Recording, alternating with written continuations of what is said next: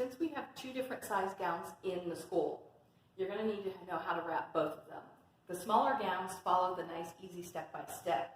Sometimes the larger gowns have a little extra material that you have to work around. Once again, we're going to lay the gowns on the table with the outside of the gown facing up.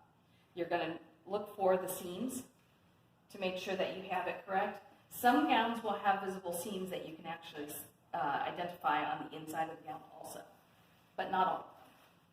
So let me set it back up. Outside of the gown up, flat surface. That's your first step. Okay, second step, fold the arms up. You want to make sure everything's nice and neat. Your wrinkles are going to play a bigger role in the bigger gowns because it's going to be harder to make them flat. Okay, so I've got my arms laid out forward. You're still going to take the next step and work your way from outside in. So remember how you were using your armholes to square off everything.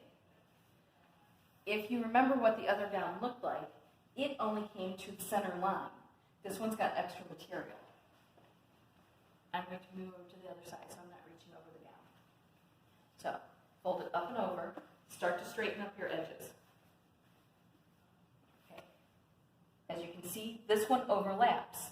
So don't worry about that. The important part is that you're squaring off the armholes right now and you're making everything flat. Okay. So that's our next step. The next step is to go in again. I'm going to pull this just a little bit this way so you can see my neckband easier. You're going to bring this all the way over, again, using your neckband as your point to align things. Again, notice it's going to cross over your center line. Same thing for this side. Line it up with your neck hole, as you can see here. Okay.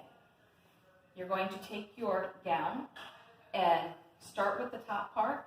Now, because it's larger, I'm going to stick it in my hand a little bit crinkled, but then I'm going to flatten it out once I get up here.